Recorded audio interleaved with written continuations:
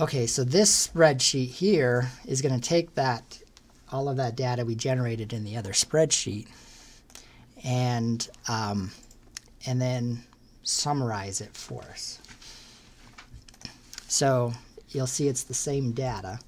I added 2 columns here, which will do cumulative calculations for the entire brand.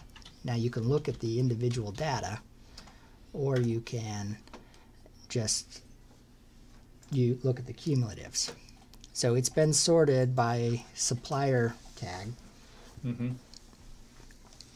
So if we want to look at Birkenstock, here are all of the transactions for this 2-week period in Birkenstock. And it's broken down into 2 different groups, Birkenstock and then Birkenstock socks.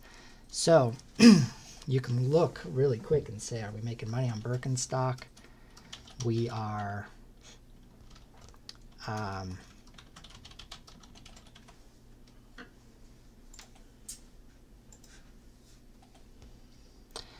this isn't necessarily factoring these ones correctly, but we sell a pair of Birks for $140. We make $46 per transaction after the fees. That's the commission, and they're charging us an incredibly small amount for this. If it gets returned, so this is assuming it's returned in unsellable condition. I don't actually have sell condition data here because it's merchant fulfilled. Normally it should have factored. So let's take this. Oops.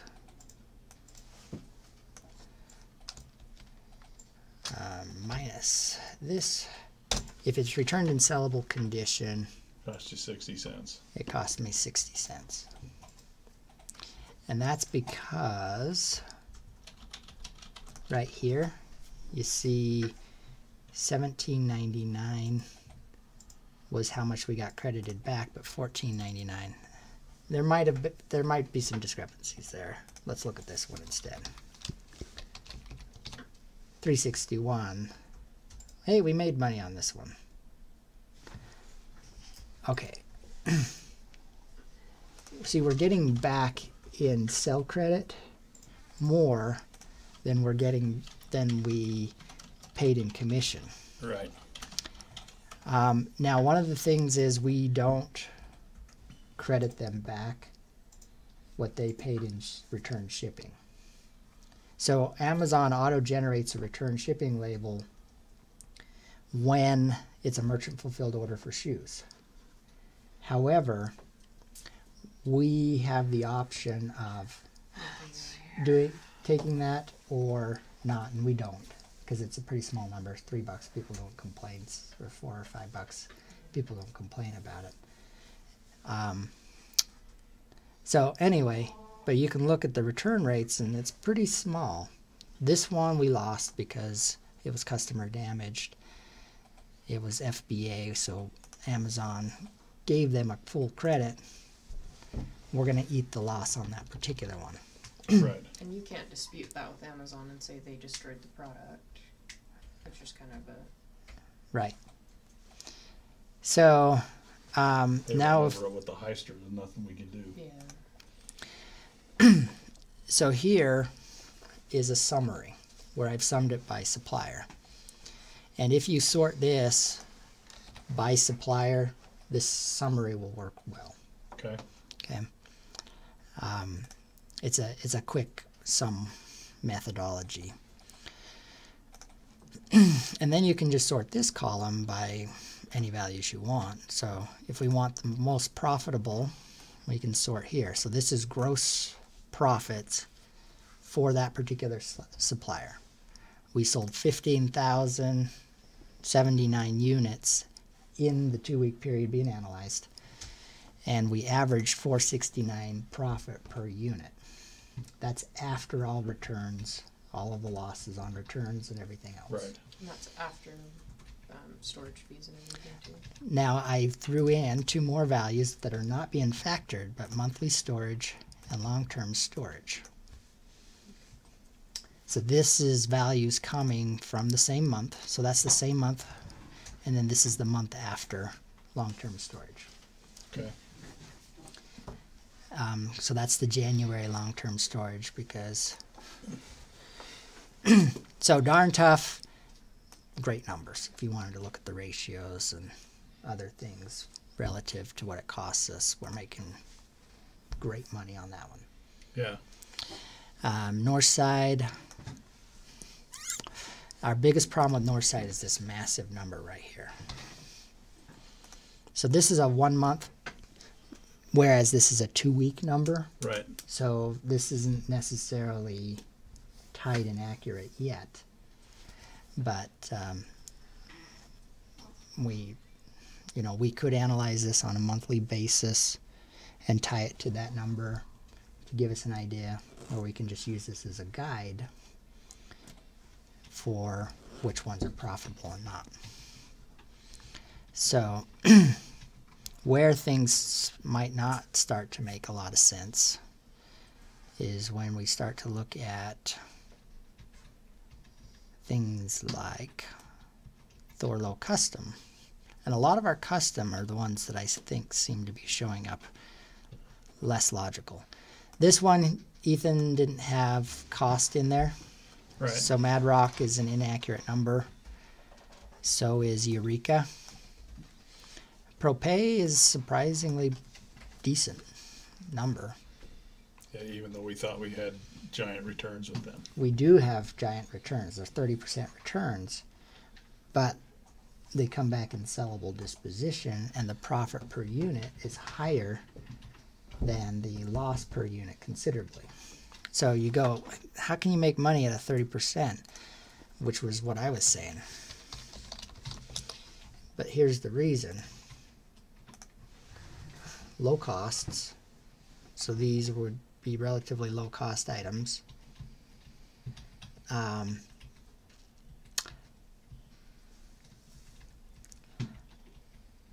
We can't, part of it, no. Yeah, that's your margin though, isn't it? I mean, your margin is... Now, see, these numbers aren't accurate. We need to be looking down here because these are drop ship, so they're not factoring the cost to ship. So we can't trust these numbers. Somewhat we can, but it depends on what it is and such. That seems awfully high ratio there. I think we need to do a better analysis. Most of my AFN inventory only cost me $10, which is when it's highly, highly profitable.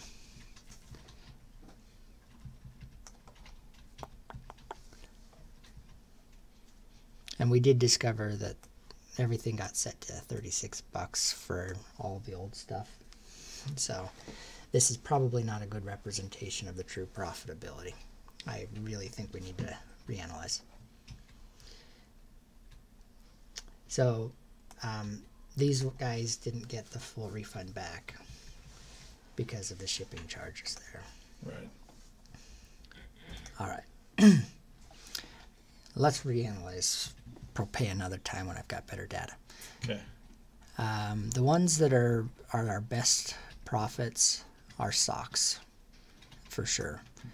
They have low storage, good profits, good volume numbers. I mean, Buff, we're making $5.50 a unit.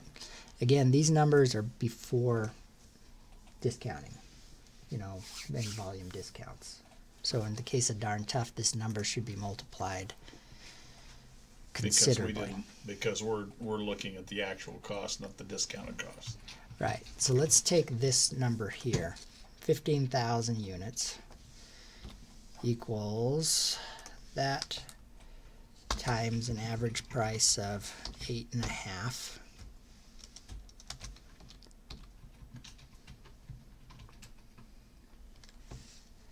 times equals that times 0.15, which is our discount.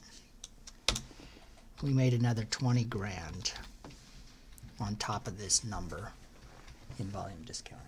Right. So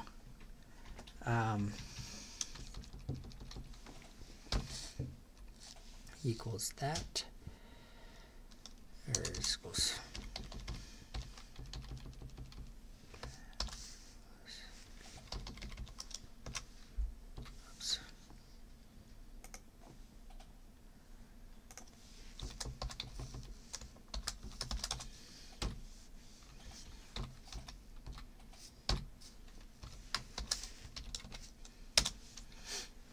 for this period, our true profits before expenses is closer to $152,000.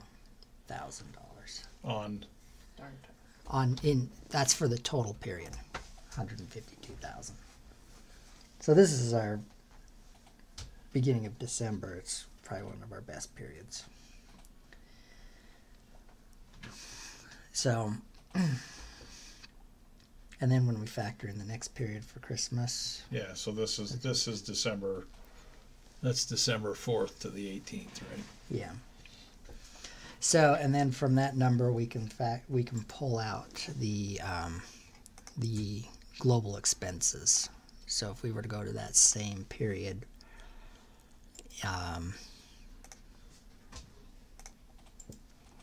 so our profits would be 152.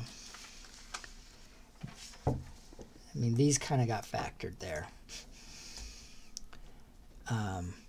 Minus this number, minus this number, minus that number, plus that number. Okay, so we've got -4, so that's 22 minus, so 20, 26 maybe. 22, 23, 24, 25, 24 and a half. Yeah. So 24K, and we had 152, so we profited about 128,000 in that 2-week period. Is a pretty good estimate of our profit. Yeah. So, and if we look at that, so we'd be 120, was it 128 in 2 weeks? In 2 weeks. And in And that about 2 half weeks that we had, number for the next 2 weeks. yeah, we had 442. So yeah, that's a, because the 128 includes our costs of goods, right? Yes. So if we're making 128 on 442, that's a 25, 25% margin, roughly 20 something, That seems a little high. That's right? Yep. No, it wouldn't be that. It would be 128 divided by 630. 20, which is a closer number.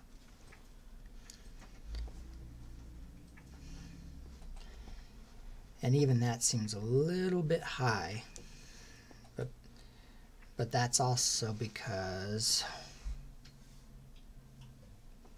we are factoring in these returns as being, it's not that true number there.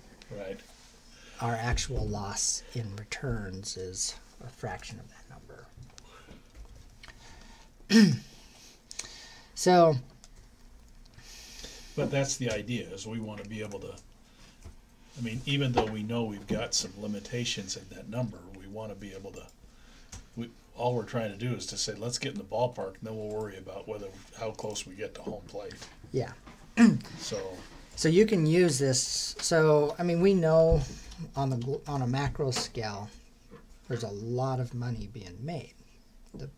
The bigger issue is, where is that money showing up? It's showing up a lot in inventory. So I think one of the questions we're not addressing here is, how much do we have in inventory sitting there right now? yeah, that's the thing that we're trying to, the question we're trying to answer is to say, we want to convert this to cash wherever possible, as opposed to say our cash is tied up in inventory. Right.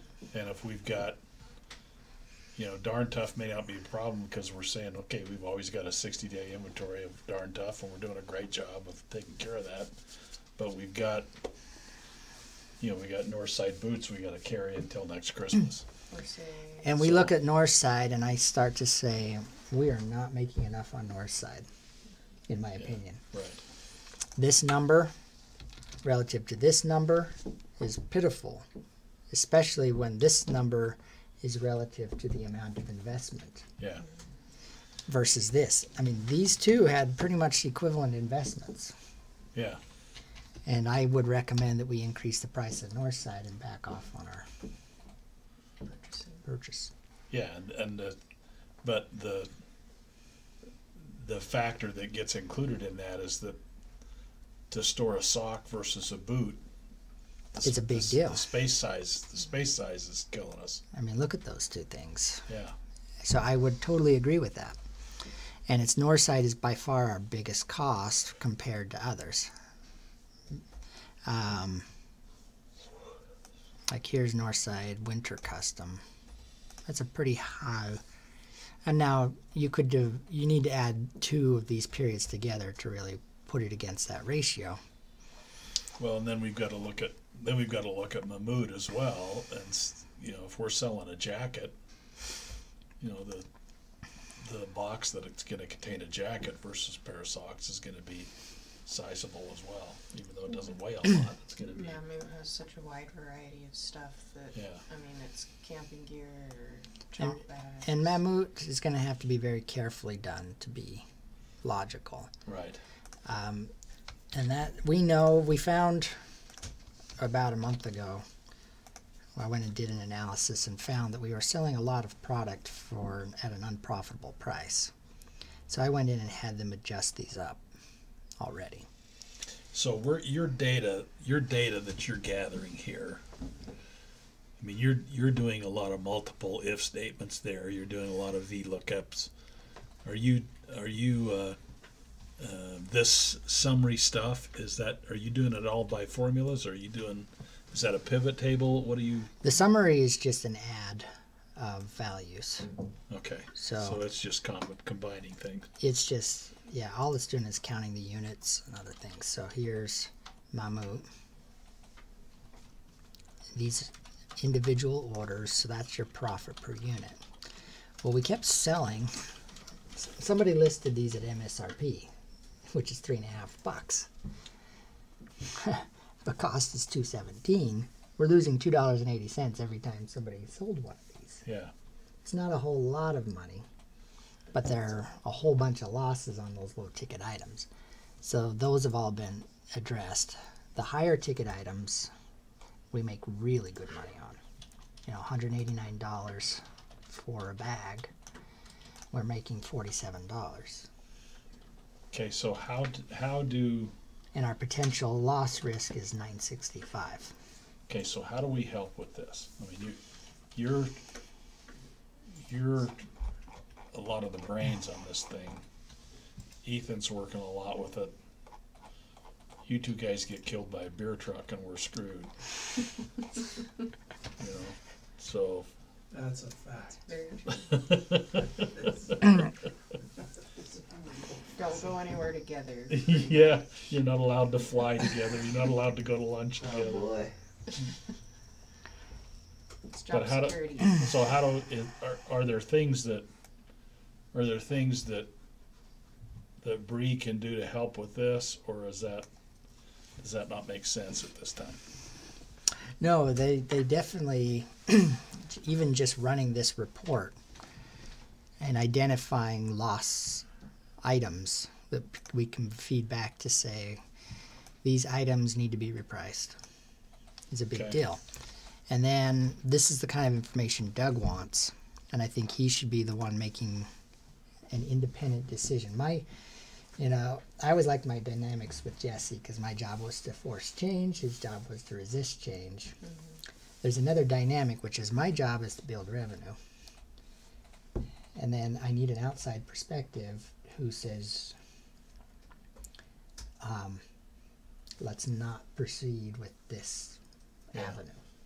And I like that dynamic because I can go out and push for more and more revenue and profitability, and then somebody else is the one watching and saying, sock guy, these prices are too low.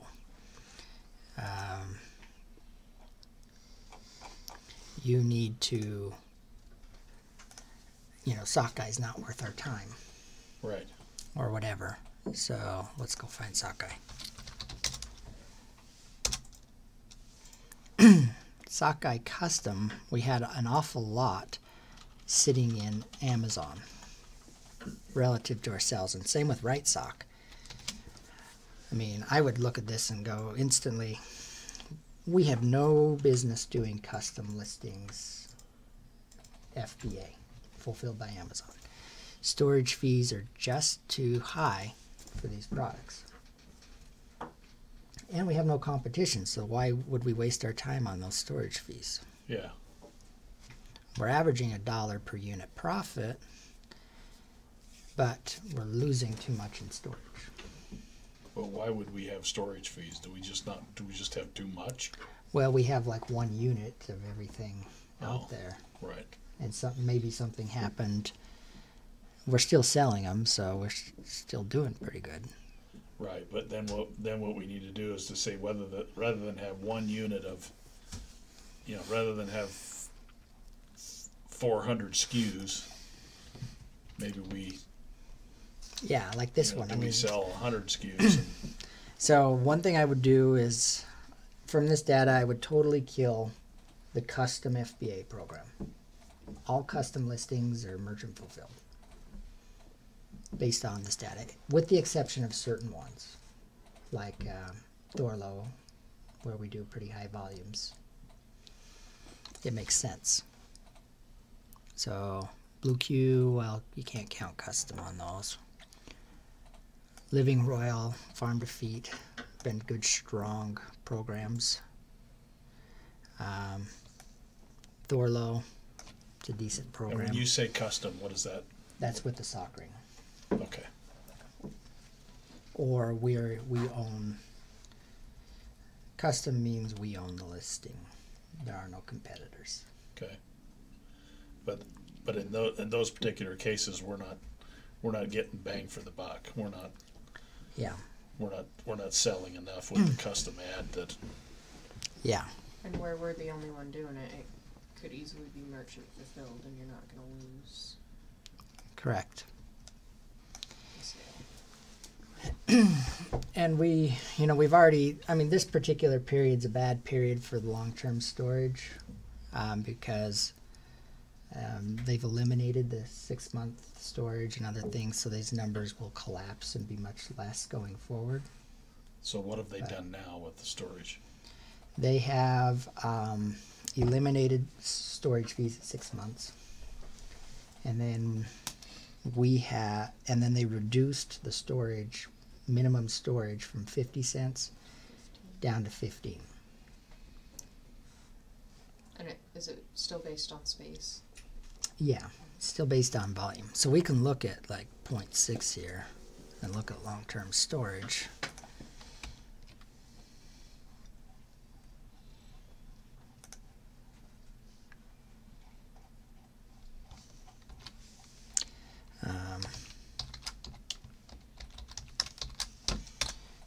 So here's 0.6, one I was looking at, that our storage fees are higher than we'd like.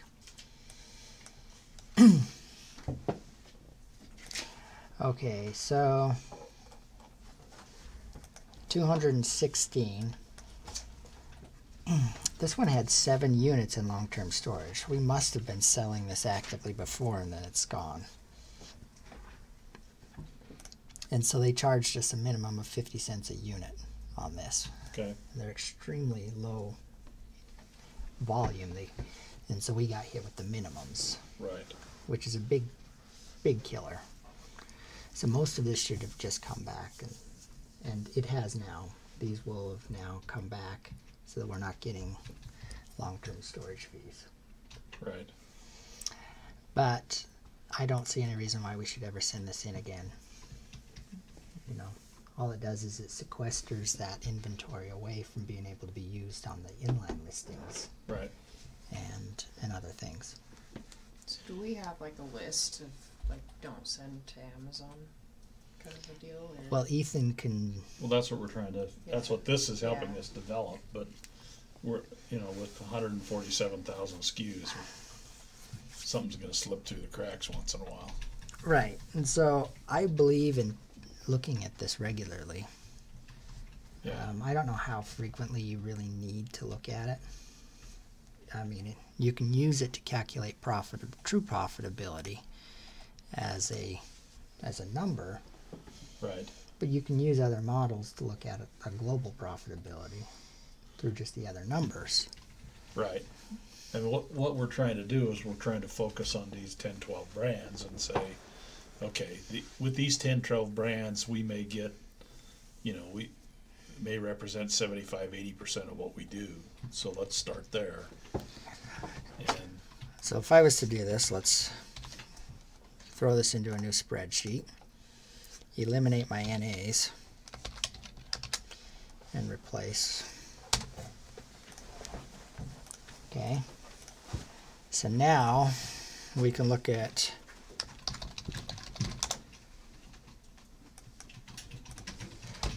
equals this minus this.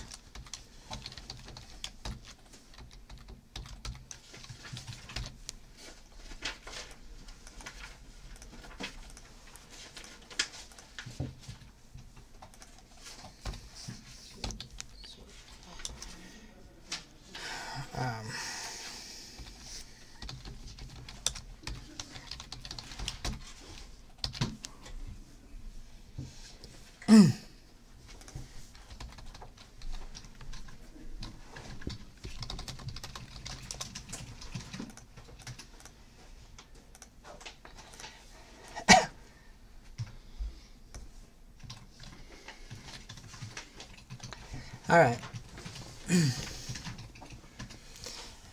So I'm looking at this going, all right, Eurosock. okay, so tag these. Okay. So blue cube, if you can sort them in alphabetical order. I can tag those. Let me drop this over here. And then Blue Q. Yeah, so these are tier 1. Blue Cube, Bridgedale, Darn Tough, Deck Shell, Evolve, Icebreaker. Hold on. Deck Shell. Deck Shell, Evolve, Icebreaker. Mad Rock, Mammut, Northside, Propay, Smart Wool, and Thorlo. Propay, Smart Wool, and Thorlo. Well, we don't sell Smartwool. Okay. So these are tier 1s.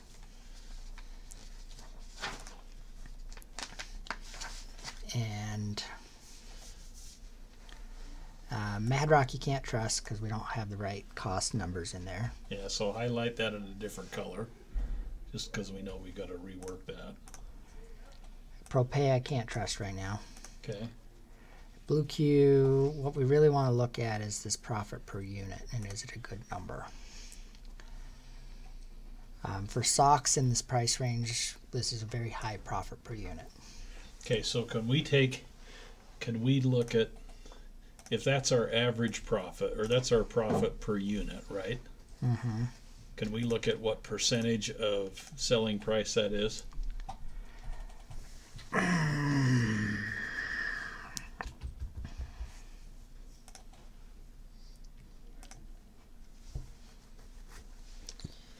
Equals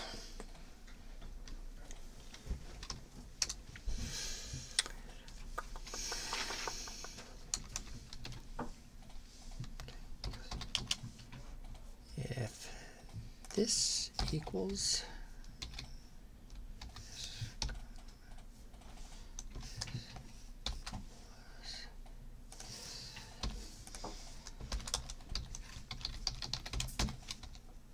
oops.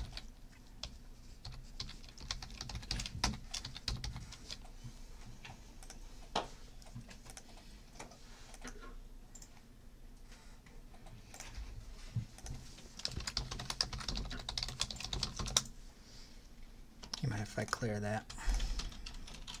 I should.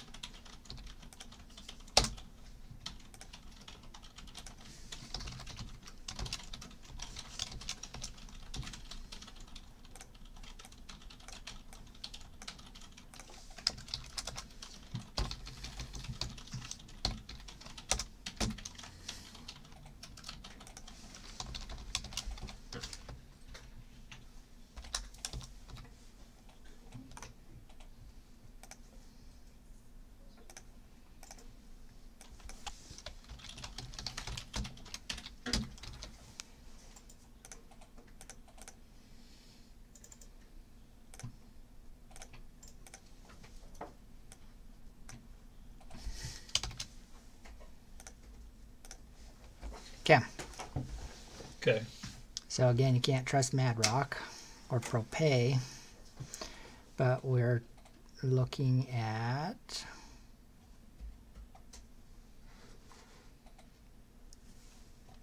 that not being possible. Pricing must be off. These are just too high. I can tell you right now, this means that the cost is 0. So let's get rid of those. Deck Shell's a good number. Icebreaker can't be trusted. But you take the rest and you show pretty consistent numbers. Remember, Yeah. it's a little tight, but we also know I wouldn't trust that number because we know that there was a whole Exactly. bunch of transactions that were negatives. But the rest are basically right where we modeled. Between 12 and 21.20. Yeah, and see what Doug and I were talking about on the way coming up. He'd like these to be 12 after overhead. So So Thorlo Custom's tight, yeah, but Thorlo Inline is better. Shouldn't be that. Yeah, actually, it would be a little bit that way. It's because these are a little too low ticket, right. the average transaction. But then we can look at it and say, okay, let's do a test process and see if we can, can we raise prices and still sell product? On custom, we can. Yeah. Inlines, we can't. And I feel like the custom program is going to be less and less valuable to us in the future. And that's because as we move into this branding, let me turn off this mic.